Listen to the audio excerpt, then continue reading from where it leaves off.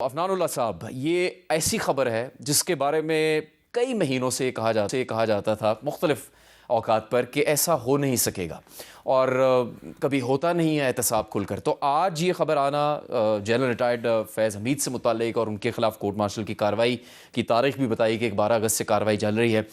تو حکومتی حلقوں میں تو کافی مسرت کی بات ہوگی، چونکہ شاید حکومت بہت زیادہ انحصار کر رہی تھی اس طرح کی کسی کارروائی کے ہونے پر. جی بسم اللہ الرحمن الرحیم. دیکھیں، یہ اس میں کوئی شک نہیں ہے کہ یہ ایک اچھی خبر ہے ملک کے لیے بھی، افواج کے لیے بھی، اور اس کی وجہ یہ ہے کہ اگر کوئی بھی اپنے اوتھ سے باہر جا کے یا اپنے مینڈیٹ سے باہر جا کے کام کرتا ہے اور بغیر کسی مطلب کہ سرپرستی کے، ریاست کی یا حکومت کی سرپرستی کے بغیر یہ کرتا ہے، تو اس چیز کو جو ہے وہ کوئی اسٹیٹ برداشت نہیں کر سکتی.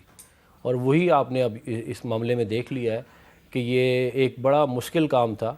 اور میں خراج تحسین پیش کروں گا جن لوگوں نے یہ کڑوی گولی جو ہے وہ نگلی ہے، کیونکہ یہ آسان نہیں تھا، یہ بہت مشکل کام تھا. اور یہ ایک لینڈ مارک جو ہے وہ آپ سمجھ لیں کہ سچویشن ہے جس کے اندر ایک former D G I S I, ایک انتہائی طاقتور جنرل جس کا سکہ بولتا تھا اس ملک میں، صحیح بات جو ہے، آپ مطلب آپ کو یاد، سب کس کو یاد نہیں ہوگا، بلکہ تو وہ اپنے وقت میں بہت طاقتور بھی تھے اور انہوں نے بہت سارے کام بھی کیے جو کہ ان کو نہیں کرنے چاہیے تھے. تو ان کو جو ہے وہ اب قانون جو ہے اس کے اندر وہ آ گئے ہیں اور ان کا ایک فیلڈ جنرل کورٹ مارشل ہو رہا ہے. تو میں یہ سمجھتا ہوں یہ اچھی بات ہے. میاں محمد نواز شریف صاحب نے تو ان کا نام 2017 میں لیا تھا، اگر آپ کو یاد ہے. سب سے پہلے اگر ان کا نام صاحب کا کسی نے لیا ہے تو وہ میاں محمد نواز شریف صاحب نے لیا تھا کہ ہماری حکومت گرانے میں اور ہمارے خلاف سازش کرنے میں یہ سب سے آگے تھے. تو میرا یہ خیال ہے کہ ایک بڑا کلیئر میسج گیا ہے تمام رینک اینڈ فائل کو بھی کہ آپ جو ہے وہ آپ کا جو مینڈیٹ ہے آپ اس سے باہر نہیں جا سکتے، آپ کی جو اوت ہے آپ اس سے باہر نہیں جا سکتے. اور کوئی شخص، کوئی ادارہ اور کوئی سیاسی جماعت پاکستان سے بڑی نہیں ہے. سب سے بڑا پاکستان یہ ملک ہے، تو ہم ہیں. اس ملک کی سالمیت جو سب سے سمجھتے ہیں کہ اس کی شروعات اب یہاں سے ہیں آگے. دیکھیں اس کی وجہ یہ کہ دیکھیں نا، کہتے ہیں نا کہ اگر آپ نے کسی بھی نظام میں دیکھنا ہو کہ وہ اس میں کتنا انصاف ہے، تو آپ یہ دیکھیں کہ طاقتور لوگوں کو پکڑا جاتا ہے کہ نہیں پکڑا جاتا. تو اس ملک میں وزیر اعظموں کے ساتھ، صدر وغیرہ اور بھی لوگوں کے ساتھ تو ہوتا رہا ہے. آرمی چیف کے ساتھ بھی ہوا ہے پرویز مشرف کے کیس میں، لیکن ڈی جی آئی ایس آئی جو ہے یہ پہلا کیس ہے جس کے اندر یہ ہوا. تو یہ بہت ایک لینڈ مارک سچویشن ہے. عمائر صاحب، اب جیسے ہی یہ ٹرائل کی بات آتی ہے اور جنرل ریٹائرڈ فیض حمید کی بات ہوتی ہے، تو سب سے پہلی بات کہیں سے سامنے آئے تو وہ آتی ہے کہ تحریک انصاف کے لیے بھی مشکلات بڑھیں گی، چونکہ جو الزامات ہیں فیض حمید صاحب پر، اس کی ڈائریکٹ بینیفیشری پاکستان تحریک انصاف تھی یا کسی حد تک اس وقت بھی ہے. بہت زیادہ پھر مشکلات پڑ سکتی ہیں پاکستان تحریک انصاف کے لیے. آپ کی جماعت میں کیا اس وقت بات ہو رہی ہے اس پر؟ بسم اللہ الرحمن الرحیم. ایاک نعبد و ایاک نستعین. دیکھیے، میں صرف چیزوں کو ذرا مختلف اینگل سے دیکھتا ہوتا ہوں. مطلب there is always a different point of view. ٹھیک ہے، ابھی عفنان صاحب کہہ رہے تھے کہ اگر سرپرستی نہ ہو ادارے کی تو پھر بہت زیادہ ہو جاتا ہے. تو میرا سوال اٹھتا ہے کہ اگر ادارہ سرپرستی کر رہا ہو کسی عہدے کی، تو کیا اس کے بعد کانسٹیٹیوشن کی وائلیشن جائز ہے؟ ٹھیک ہے. اچھا، نمبر 2، طاقت ڈی جی آئی ایس آئی میں نہیں ہے. طاقت اس ادارے میں جس ادارے کا عہدہ ڈی جی آئی ایس آئی نے سنبھالا ہوا ہے. It is no doubt a very important position in that ادارہ، لیکن طاقت ادارے کی ہے جو ٹرانسلیٹ ہوتی ہے اس پوزیشن کے اوپر، چاہے وہ ہو چاہے کور کمانڈر کو. اگر وہ ادارہ اس سیٹ کو تقویت نہیں دے گا، اس سیٹ کے پاس پاور نہیں ہوگی، تو پاور اس کے پاس ہے. پھر انہوں نے کہا کہ یہ میاں نواز شریف صاحب نے جنرل فیض حمید کا سب سے پہلے 2017 کو نام لیا تھا. میاں نواز شریف صاحب نے جس کا نام لیا تھا وہ جنرل باجوہ صاحب تھے. مینلی جو مین فرنٹ تھے انہوں نے جنرل باجوہ صاحب کا نام لیا، ہمیشہ ان کو مخاطب ہوئے ہیں. اور جنرل باجوہ صاحب وہ تھے کہ جن کو خواجہ آصف صاحب نے کہا ہے کہ 2019 میں انہوں نے ساری پولیٹیکل پارٹیز کو اکٹھا کر کے کہا کہ ہم عمران خان کو ہٹاتے، پنجاب میں یہ اور وہ فلانا، اور اس کی تصدیق مولانا صاحب کی پارٹی نے بھی کی. مولانا صاحب نے خود کہا ہے کہ ہاں آئے تھے ہمارے پاس. بلاول بھٹو صاحب نے بھی کہا ہے کہ ہاں یہ ہوا تھا. سب جتنے بھی اس وقت کی جو اپوزیشن پارٹی تھی ان سب نے یہ کہا اس طرح ہوا تھا.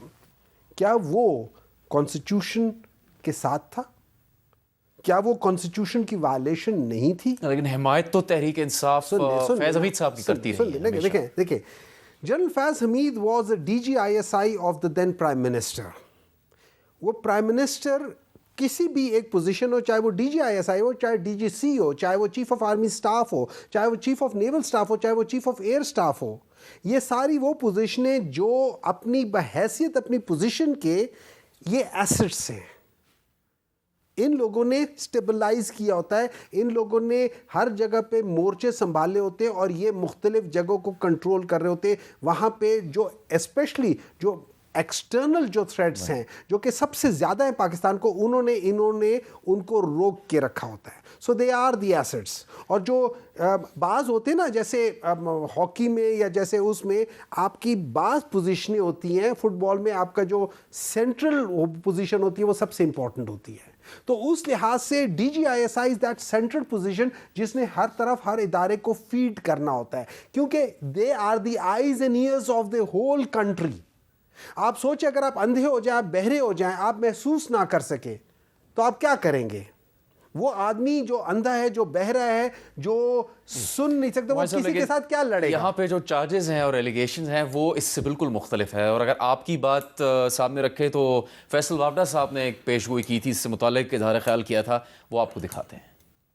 14 تاریخ کو انہوں نے کہا نافرمانی کریں گے، اور 14 تاریخ کی ڈیٹ اس لیے ڈیسائیڈ کی ہے کیونکہ ان کے حساب سے فیض حمید صاحب کی جو لیگل پروسیڈنگز ہیں وہ اس کے بعد ہونی، تو اپنی طرف سے پریشر ٹیکٹک کر رہے ہیں. لیکن ان کو بتا دوں گا انہوں نے غلطی کر دی ہے، وہ 14 سے پہلے ہی ہو جائے گا. تو وہ بھی ٹھوس ہو گیا معاملہ. حافظ عبداللہ صاحب، کیا یہ ممکن ہے کہ PTI کا یہ موقف ہو تو اس کو تسلیم کیا جائے کہ ان کا فیض حمید کے ساتھ ایسا کوئی تعلق نہیں تھا جس پہ ان کو سیاسی طور پر فائدہ پہنچایا جا رہا ہو، ان کے ساتھ مل کر کوئی ایسی سازش کی جا رہی ہو جس کی وجہ سے پاکستان کی سیاست میں پاکستان کے ریاستی اداروں کو نقصان پہنچ رہا ہو؟ بسم اللہ الرحمن الرحیم. بہت شکریہ جنید بھائی. دیکھیے، اگر ہم باقی حقیقی طور پر حقیقت کے عینک سے اور آنکھوں سے ہم دیکھیں جنرل ریٹائر فیض حمید صاحب کی دورانیہ پر، تو اس کے 2 حصے. ایک حصہ وہ ہے جو وہ سروس میں تھا، ایک حصہ وہ ہے جو ریٹائرمنٹ کے بعد. 2 حصے. اب سوال یہ ہے کہ سیاست میں مداخلت کیا یہ صرف جرم ہے ریٹائرمنٹ کے بعد، یا اگر وہ DGI ہو اس وقت وہ سیاست میں مداخلت کرے وہاں بھی وہ جرم ہے؟ اگر فرض کرے کہ یہ ریٹائرمنٹ کے بعد یا بعثت کور کمانڈر سیاست میں مداخلت کرے تو وہ جرم ہے. اگر بعثت DGC یا بعثت DGI وہ ہو تو پھر وہ جرم نہیں ہے. تو یہ کون سی منطق ہے؟ وہ اس لیے میں کہہ رہا ہوں کہ جو حلف ملک کا ایک فوجی، ایک سپاہی، ایک جنرل حلف لے رہا ہے تو وہ آئین میں یہ قسم کہہ رہا ہے کہ میں نے سیاست میں مداخلت نہیں کرنا ہے. اب جب ریٹائر ہوتا ہے تو آپ مجھے بتائیے وہ حلف ریٹائرمنٹ کے بعد لاگو ہوتا ہے، مؤثر ہے، یا سروس کے اندر؟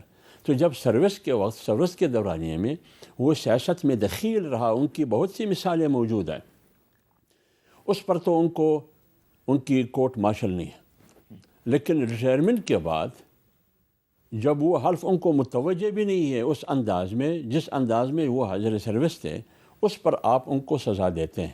تو لہٰذا میں کہتا ہوں کہ یہ وہ کہتے ہیں کہ سرکاری سچ پورا سچ بھی نہیں ہوتا، بلکہ آدھا سچ آدھا اور چیزیں اس میں مکس کرے. تو یہ ایک قسم کی رعایت بھی ہے، ریلیکسیشن، اور ایک قسم کی ان کو ایک سزا اور ایک سبق بھی ہے، اور دوسروں کے لیے عبرت بھی ہے.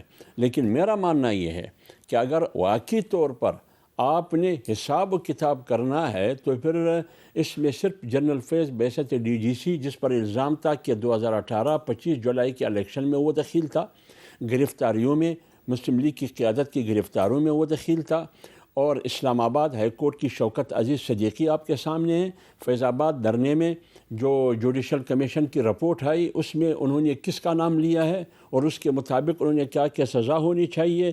تو یہ تمام چیزیں اور اسی طرح اسمبلی کی اجلاسوں میں قانون سازی میں یہ الزامات اور یہ تحقیقات پھر ناکافی ہیں.